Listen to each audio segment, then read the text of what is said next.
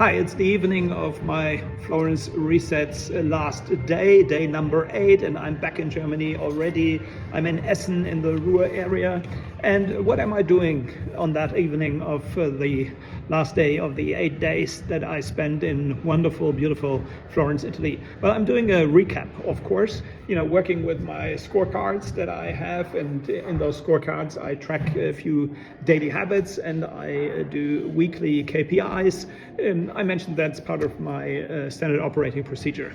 But there's one interesting thing that I just did a minute ago. I checked about the reaction of my social media activities in the last 7 days, because 7 days, that's a filter you can set. And interesting, I only have like 110 followers on Instagram because I reduced that list a while ago and actually it's not growing. I have less than 1,000 on TikTok. But is followers really that important? Give you an insight here. 76% of the reels and stories I post are watched by non-followers.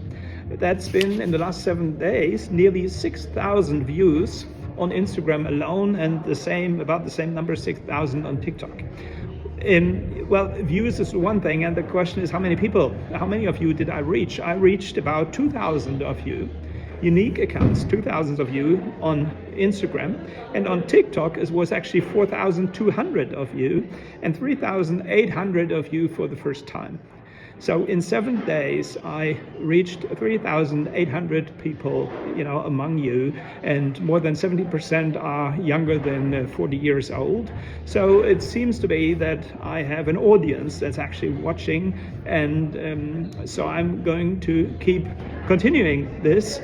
And don't watch the follower numbers. Last year, one of my goals was that I was aiming for a big number of followers. Like you're told, well, I needed thousands. I said I need 50,000 followers to actually have an influence. Well, in the end, that might come to that result. And of course, it's not scratched off the list, but it didn't happen in 2025. The follower thing is one thing, but it's actually not about things, it's about people.